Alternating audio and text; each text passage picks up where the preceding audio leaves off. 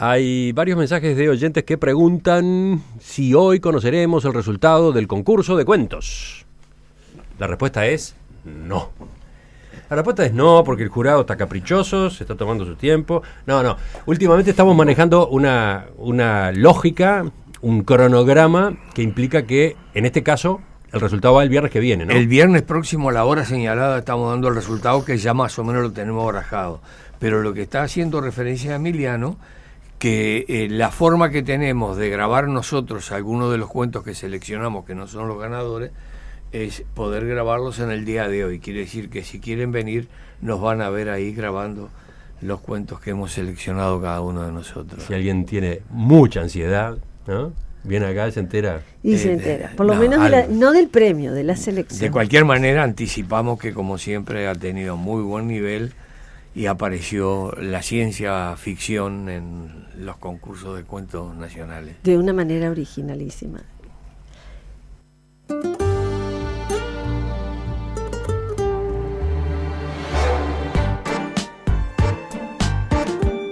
Seguimos en esta mesa de viernes, seguimos con Mauricio Rosenkopf, Juan Grompone, Gonzalo Pérez del Castillo y Ana Ribeiro. Hace una semana, el viernes pasado, falleció a los 73 años Lincoln Maistei.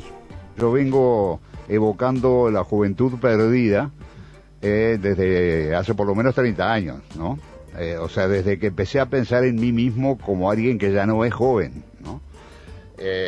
Y yo creo que hay una expresión que todos los que escribimos en algún momento hemos usado y que es la más tópica y manida de las expresiones y de los lugares comunes, lo cual no implica que no sea la más intensa y profunda verdad, lo que nunca volverá, lo que pasó para siempre y jamás puede volver, ¿no? Entonces, cuando empezás a tomar conciencia, uno utiliza esa expresión muchas veces siendo adolescente, ¿no? Es muy común encontrarlo en ¿Qué sintieron? ¿Cómo están hoy con esta distancia ya de 7 días, evaluando esta noticia que nos pegó al mediodía del viernes? Todos lo trataron de manera muy directa, ¿no? Todavía con la sensación de que en cualquier momento me lo cruzo. Cualquier momento anclamos en el boliche, cualquier momento viene a una tertulia, digamos. En cualquier momento se sientan juntos en una tribuna del Gran Parque Central. Éramos bolsos los dos y cuando nos sentábamos con Maggi nos mirábamos ahí sabiendo que éramos mayoría. Mucha tristeza, ¿no? Era un final bastante anunciado porque Lincoln venía muy delgadito, muy desmejorado desde el punto de vista físico, pero él tenía en esa voz que acabamos de escuchar, ¿no? Resumía esa energía que le salía, no se sabía de dónde, porque yo creo que al final pesaba 30 kilos, ¿no? Con lo alto que era. Y bueno, se veía venir y además estuvo en un coma muy prolongado durante varios días, así que no podemos decir que fue sorpresa, pero los amigos teníamos la esperanza de que pudiera salir de ese trance y no fue posible, ¿no? Me tocó el doloroso honor de presentar su último libro, lo que fue finalmente su último libro, ¿no? Alguien en alguna de las tantas y muy lindas notas que en estos días han salido, fundamentalmente en El Observador de todos sus compañeros, pero no únicamente en El Observador, hay una muy linda también de Guillermo Zapiola en el diario El País y en algunos otros medios.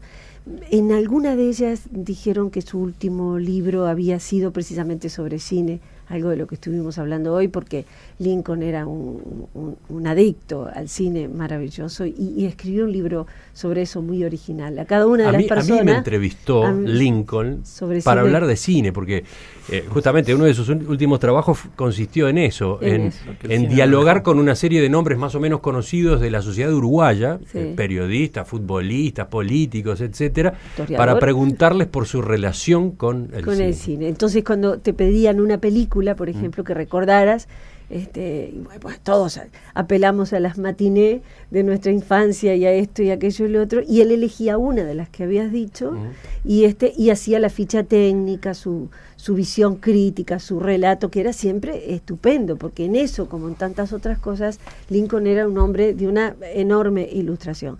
Y alguien dice que ese fue su último libro, ¿no? Y yo me permito corregir, no, el último fue Doctores 2. Él cerró un ciclo desde el punto de vista histórico muy, muy lindo. Él hizo 2 tomos sobre caudillos y luego 2 tomos sobre doctores, ¿no? Él era un enamorado del siglo XIX, pero en aras de terminar el ciclo que inició con el primer tomo de Orientales, en la saga de libros de Orientales, cuando llega al tomo dedicado a la dictadura, es como que le había echado 3 paquetes de levadura, ¿no? El tomo se convirtió en un ladrillo así gigantesco y fue un trabajo de investigación. Lincoln decía con mucha modestia, yo no soy historiador, yo soy solo un profesor de historia que gusta de dar clases, amaba dar clases y amaba a sus alumnos, que el día del velorio estaban allí todos, pero ese libro lo convirtió en un gran historiador, porque de verdad él demostró, en un tema tan candente, tan cercano, tan difícil para equilibrar, él mostró un equilibrio y una investigación bibliográfica de prensa escrita de la época, incluso documentos inéditos, muy, muy buena, que yo creo que es el libro que lo bautizó como historiador, ¿no? Los historiadores lo despedimos con honor y con muchísima pena. Ana hablaba de las notas que se han publicado en estos días a propósito de la figura, la obra de Lincoln Maestegui.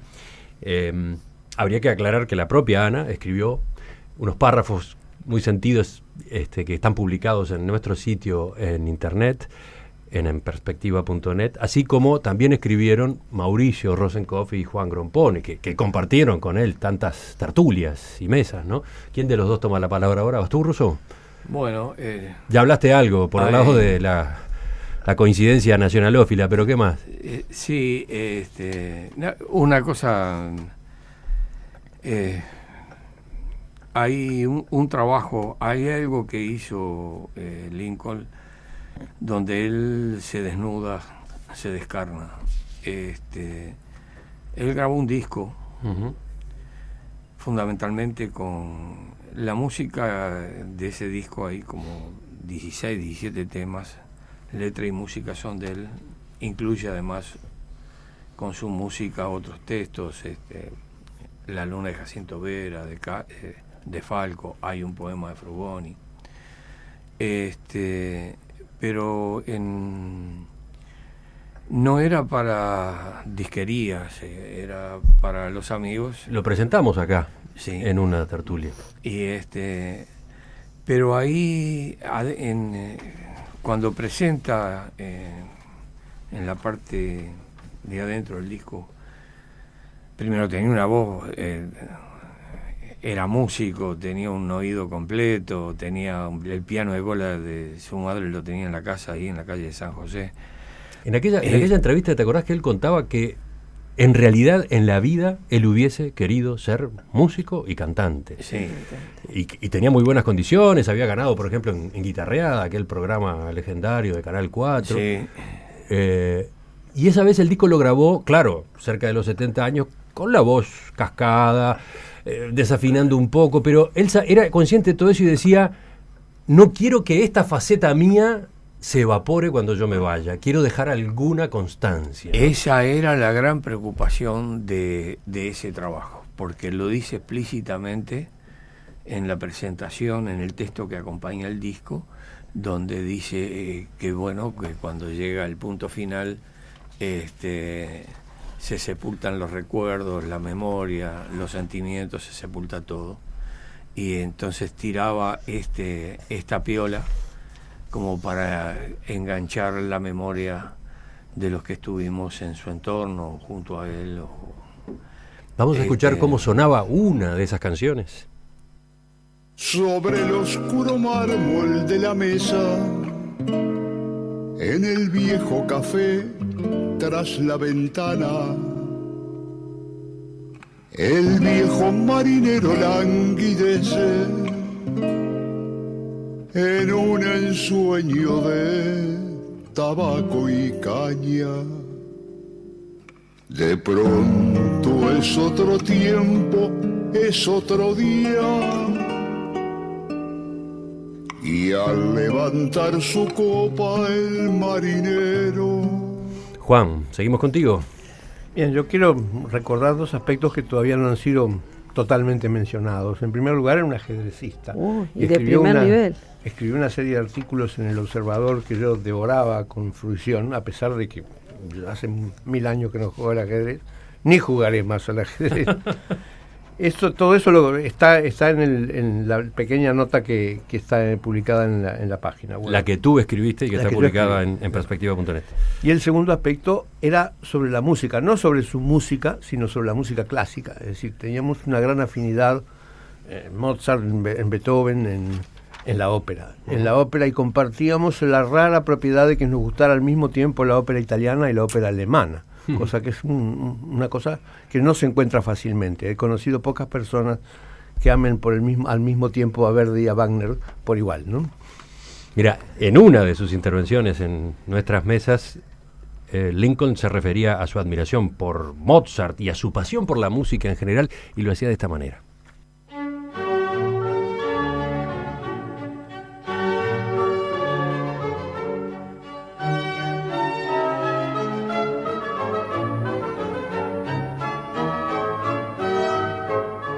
Tenía yo 4 o 5 años cuando estaba escuchando una de radio que había en casa, de aquellas con un gran ojo verde, ¿no? Y escuché una melodía y dije, esto es lo más hermoso que me pasó en la vida. Nunca me voy a olvidar que esto me pasó a mí, ¿no? Estaba escuchando el tercer movimiento de la Sinfonía número 40 en do menor de Mozart, ¿no? Concretamente un espacio lírico que divide el minueto en 2 partes, y que creo que es una de las cosas más bellas que jamás se han compuesto nunca, ¿no? Ahí me encontré a mí mismo, ¿no? Y ahí dije, bueno, esto es lo mío. ¿Rousseau?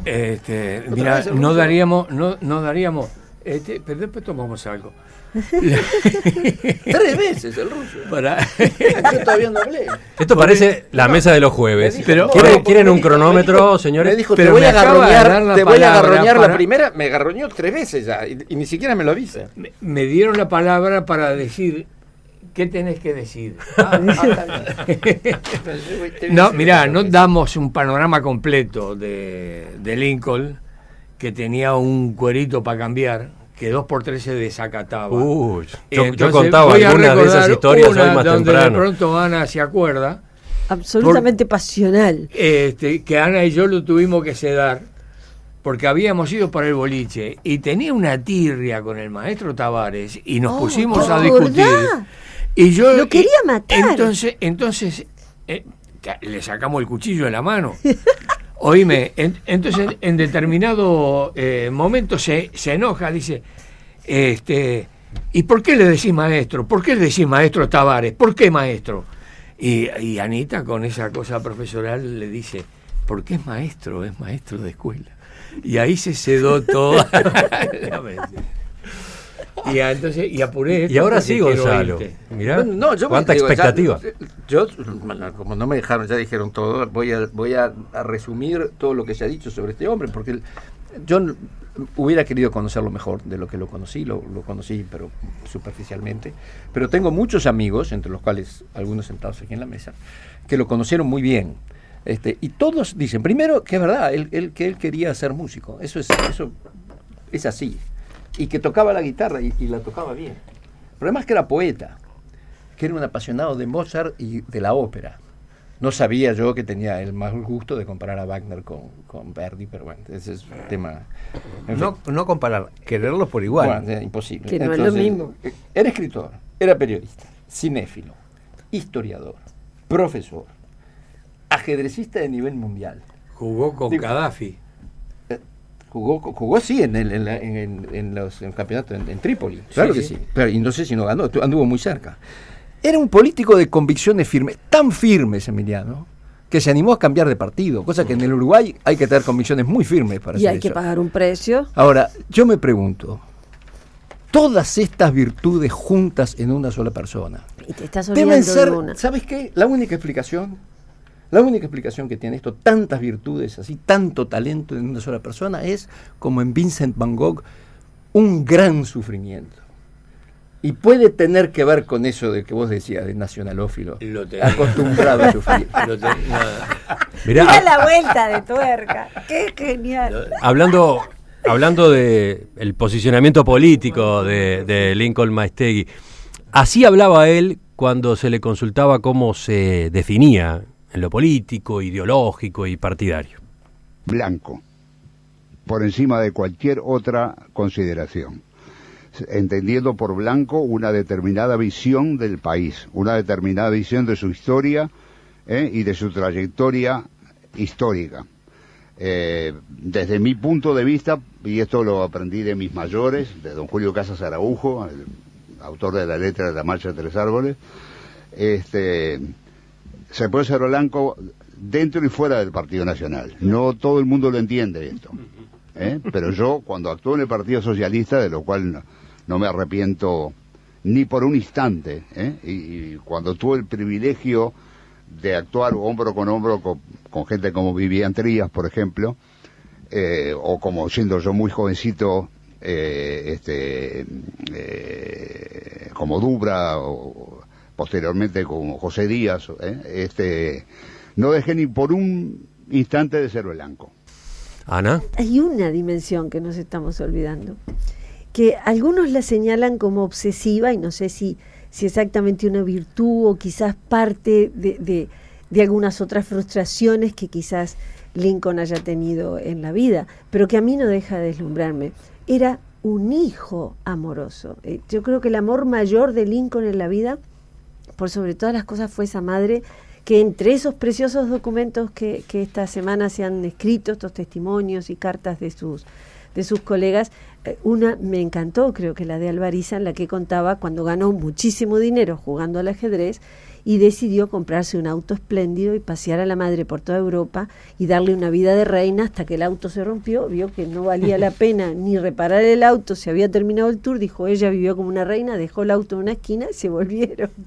Esas cosas locas y maravillosas de Lincoln, pero por sobre todas las cosas, en los últimos tiempos, que ya visiblemente en todo lo que decía y escribía, incluso se notaba que él sentía al final y que se despedía, la figura de su madre era una cosa que rondaba todo lo que hacía, sobre todo cuando recitaba, era un gran recitador. En una reunión con Lincoln podía recitar 2 horas seguidas, todo tipo de cosas, tenía un memorión inacabado, y cuando siempre decía, a esta mi madre le gustaba mucho, porque cuando yo tenía 5 años mi mamá me enseñó este otro, y yo le leía a mi madre tal otro libro, era impresionante, ella sobrevolaba la escena, ¿no?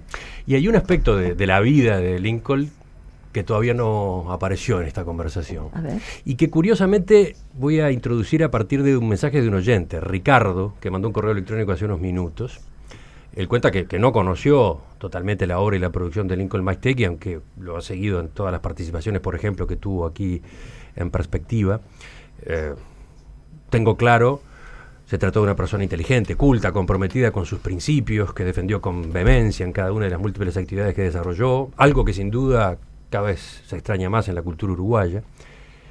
Pero, mirá lo que agrega, también me pareció un ejemplo acabado del grado de necedad y tosudez al que puede llegar una persona enceguecida por el condicionamiento al que es sometido por causa de un vicio destructivo.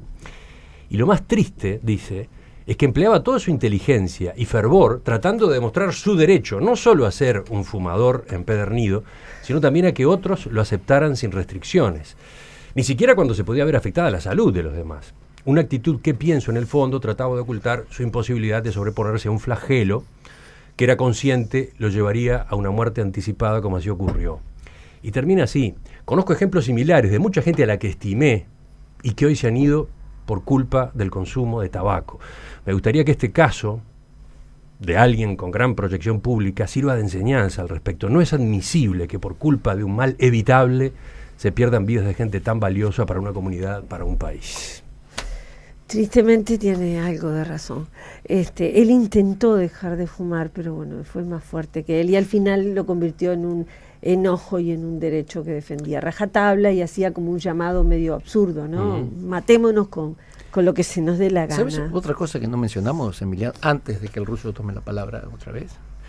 De todos estos amigos comunes con Lincoln Maistegui, y a pesar de todas estas virtudes, cuando hablé con ellos, lo que lo recuerdan es como un gran amigo.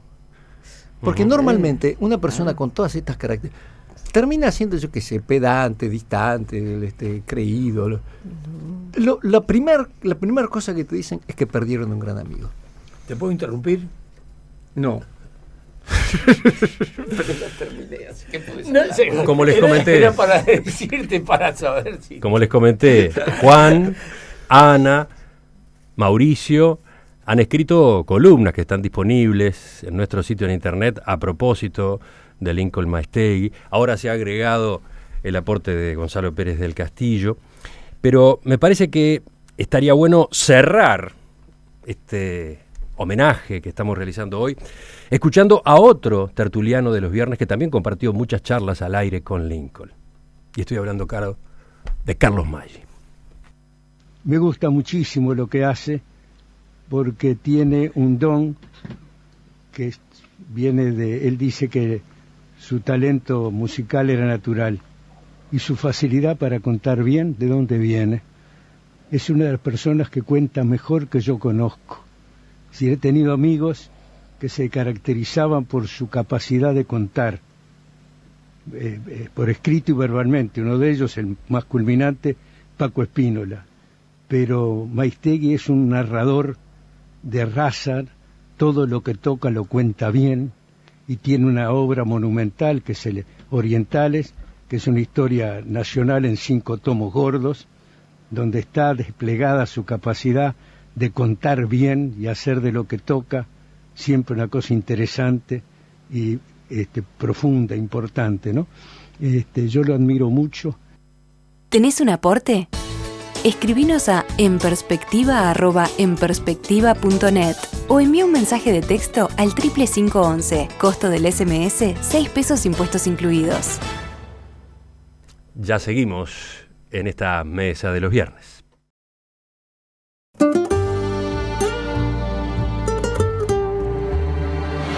Una pincelada más que llega desde la audiencia a propósito de la anécdota del auto ese que se compró y después abandonó. ¿Cuánto era? ¿Cuánto dinero había ganado? Eran, no sé si $80.000. Bueno, ahí está. En aquel momento. Cifra importante. Me cuenta Daniel Perchman, que fue quien escribió con él el libro de entrevistas a propósito del cine, sí, ¿no? Sí.